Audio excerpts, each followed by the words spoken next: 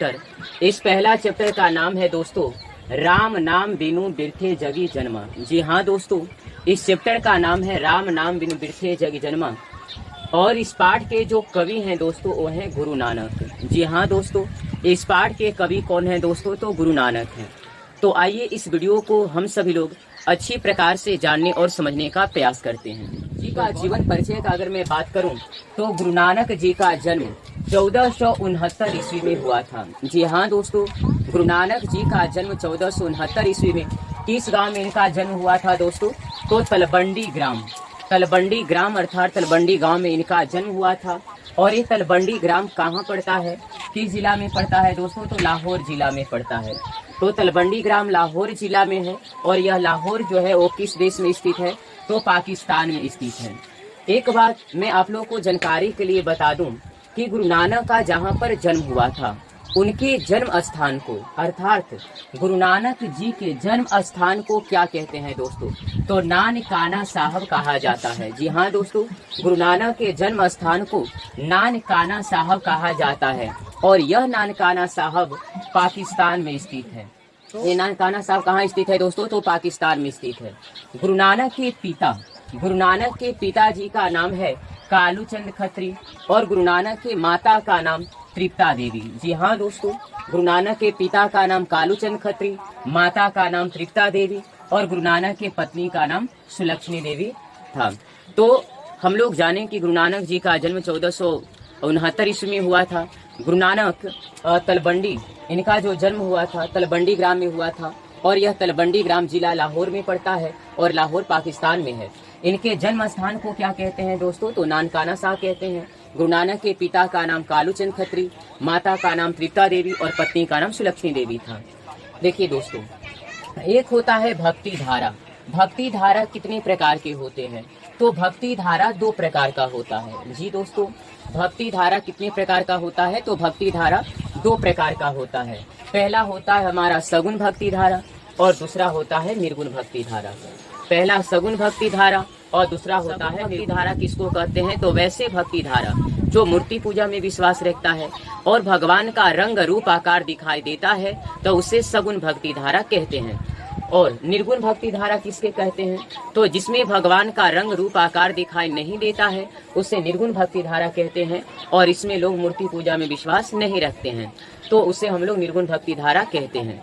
अगर मैं बात करूं कि गुरु नानक किस भक्ति धारा के कवि थे, तो गुरु नानक जो थे वो दोस्तों वो निर्गुण भक्ति धारा के कवि थे और इन्होंने निर्गुण भक्ति धारा पर ही बल दिया है। गुरु नानक की अगर मैं बात करूं तो गुरु नानक जो थे वो सिख धर्म के प्रवर्तक माने जाते हैं। सिख धर्म, जिस प्रकार से हिंदू धर्म होता है, मुस्लिम धर्म होता है, उसी प्रकार से सिख धर्म होता है। तो सिख धर्म यानी सिख धर्म का प्रवर्तन करने वाले व्यक्ति का नाम क्या था? तो गुरु नानक। यानी सिख धर्म का स्थापना किसने किया था? तो गुरु नानक जी ने किए थे।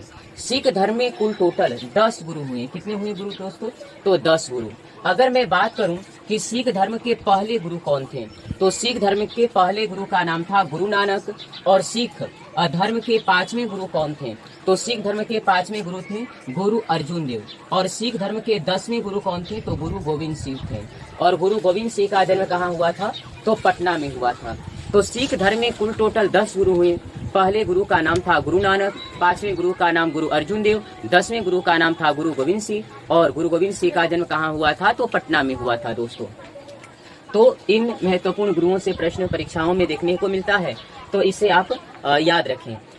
अब गौर करेंगे दोस्तों, गुरु नानक के विषय में कहा जाता है कि गुरु नानक के जो पिता थे वो चाहते थे कि हमारा पुत्र यानी कालूचंद खत्री, गुरु नानक के पिता यानी कालूचंद खत्री चाहते थे कि हमारा बेटा पढ़ लिख करके वो व्यवसाय करे, बिजनेस करे। लेकिन गुरु नानक का जो रुचि था वो खास करके भगवान की भक्ति में था। इसी कारण से गुरु नानक का पिता व्यवसाय करना चाहते थे, लेकिन गुरु नानक का जो रुचि था ज्यादातर भगवान की भक्ति में देखने को मिलता है। इसी कारण से गुरु नानक का व्यवसाय पर कम ध्यान दिए और भगवान की पर ज्यादा वो रुचि दिए। तो इस प्रकार से गुरु नानक आगे चल करके वो बहुत बड़े महापुरुषों में गिने जाते हैं। तो याद रखना है, गुरु नानक के पिताजी व्यवसाय करना चाहते थे, लेकिन वो आगे चल करके गुरु नानक एक बहुत बड़े संत के रूप में विख्यात होते हैं, प्रसिद्ध होते हैं।